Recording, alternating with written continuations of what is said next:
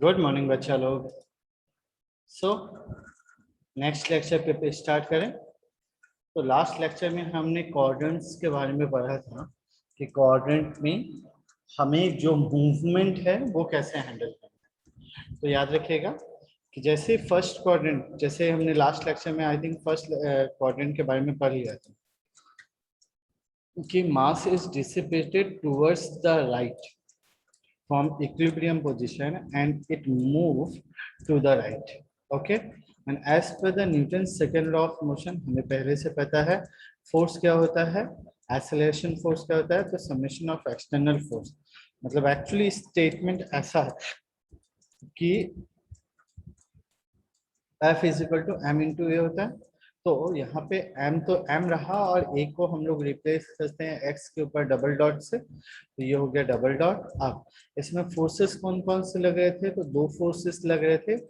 ठीक है, तो एक कौन सा था, तो माइनस के इंटू एक्स, मतलब स्टिफनेस इंटू कितना डिस्प्लेसमेंट किया वो, माइनस जो आपका फोर्स लग रहा है, अपोजिट फोर्स जो लग रहा था या फ्रिक्शन फोर्स जो बोल सकते हैं वो।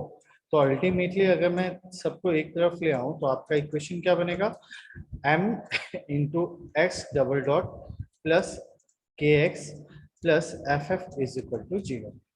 ठीक है, चलिए अब ये कैसे है, तो ये देखो यहाँ पे इसमें मीन पोजीशन से जो हम लोग लास्ट लेक्चर में डिस्कस कर ही चुके हैं क्या, कि अगर मेरा एक स्प्रिंग है जिसके ऊपर मास लगा हुआ है m क्वांटिटी का और ये इसका मीन पोजीशन है, तो मीन पोजीशन से जैसे हम मास को खींचते हैं तो खींचते वक्त अगर वो x डिस्टेंस मूव करता है अपने मीन पोजीशन से, ठीक है, तो ये जब x खींचा जाता है तो क्या होगा, एक अपोजिट फोर्स लगता है और दूसरा k लगता है, मतलब स्टिफनेस ऑफ द स्प्रिंग लगती है, तो वो दोनों सेम डायरेक्शन में होते हैं और जो आप खींच रहे हो वो क्या होगा, तो m इंटू एक्सेलरेशन हो जाएगा। ठीक है, अब इसके उल्टे तरफ का भी देखते हैं। अब क्या है, मोशन जो है वो बाहर की नहीं है, अब मोशन जो है वो अंदर की ओर जा रहा है। तो जैसे ही मोशन अंदर की ओर जाने लगेगा तो आपने ऑब्जर्व किया होगा कि जब हम नीचे की ओर गिरते हैं तो भी एक अपोजिट फोर्स हमें लगता है, यही अपोजिट फोर्स इनके साथ भी एक्ट करेगा।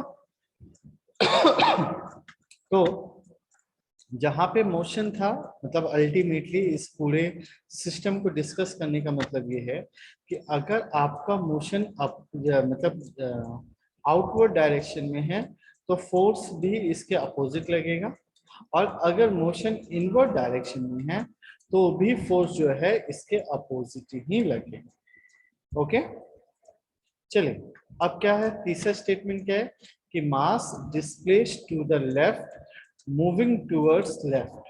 ठीक है, अब क्या हो रहा है, मास जो है वो लेफ्ट की ओर मूव कर रहा है और मूव भी कर रहा है लेफ्ट की ओर। तो जैसे ही हमने पहले की बात कर चुके थे कि आपके मीन पोजीशन से एक्स डिस्प्लेसमेंट हुआ, मूवमेंट इस तरफ है तो हमारा जो फोर्स होगा वो इस तरफ लगेगा, तो आपका जो इक्वेशन बनेगा वो इक्वेशन कैसे बनेगा, तो के स्टिफनेस बाहर की ओर लग रहा है और आपका जो मोशन है वो अंदर की ओर लग रहा है, और मोशन अंदर की ओर लग रहा है इसलिए फोर्स भी आपका बाहर लगेगा। Similarly mass displaced to the left moving rightward. ठीक है, मतलब अब क्या हो रहा है, जा तो अंदर रहा है लेकिन मूव कर रहा है राइट साइड की तरफ। तो फिर से सेम रूल्स, मोशन जो है वो बाहर की ओर, इसी तरीके से फोर्स अंदर की ओर, और इसी बीच में आपका जो रेजिस्टेंस सॉरी स्टिफनेस फोर्स है वो भी बाहर की ओर लगेगा।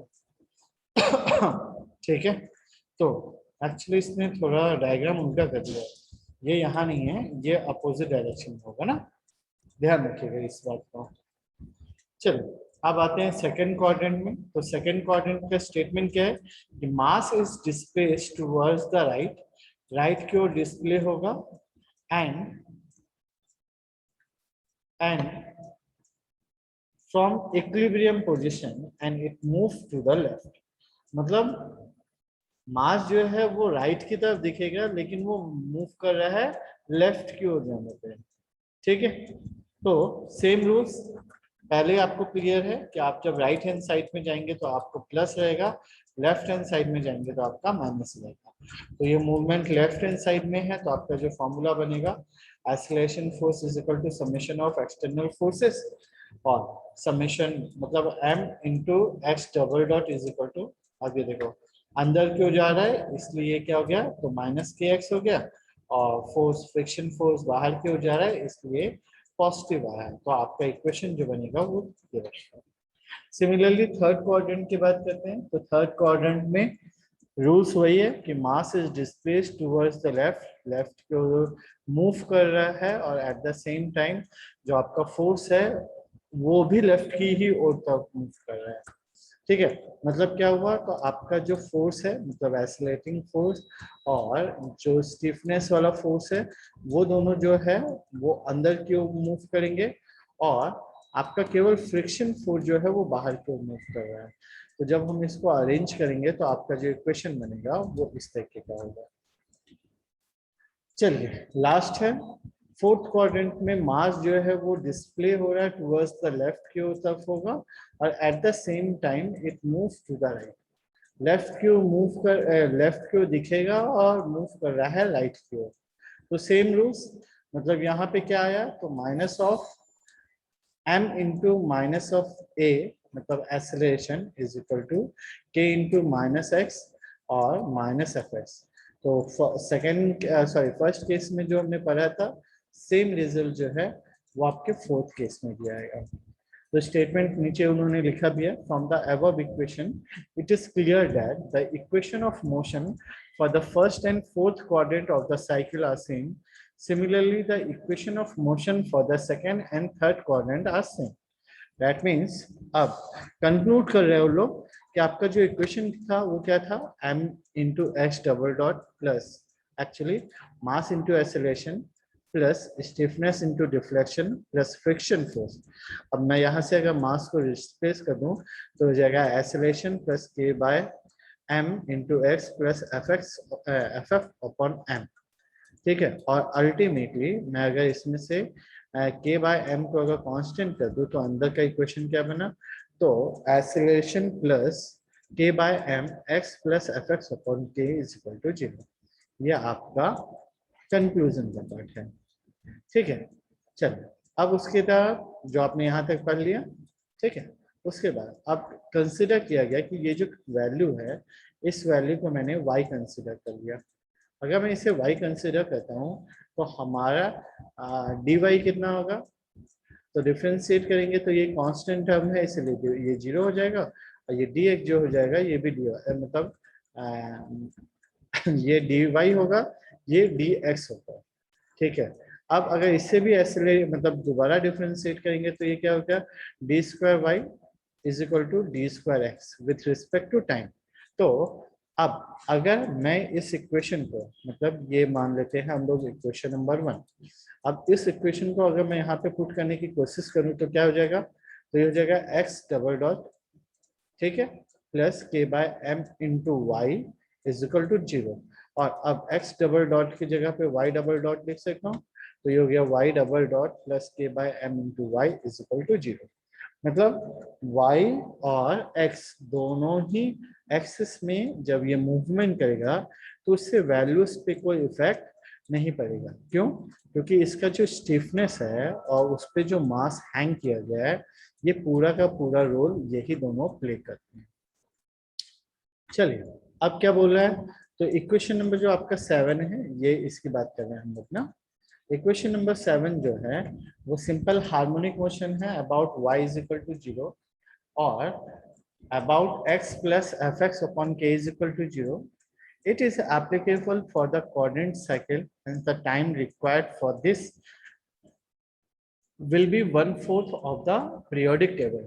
तो आपको हमेशा याद रखना है कि ये 1/4 होगा पीरियोडिक टेबल के। तो आपका t का वैल्यू क्या हुआ, तो ये हो गया t बाय 4 और 1/4 इंटू 2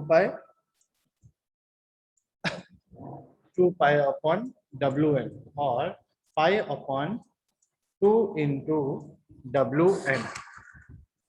ठीक है, चलिए इसी तरीके से for this case x plus f x upon k is equal to 0 होगा, और मैं इसको इज इक्वल टू के उस तरफ लेके गया तो हमारा जो डिफ्लेक्शन है x इज इक्वल टू क्या हो गया माइनस एफ एक्स इंटू के।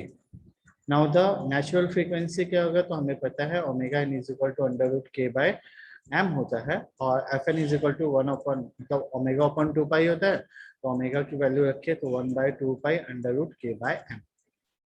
ठीक तो आपको जैसे मैंने बताया यहाँ पे वही एम्पलीट्यूड के बारे में बता रहा है कि amplitude versus time for the columns friction में जो डायग्राम बनेगा वो किस तरीके से बनेगा।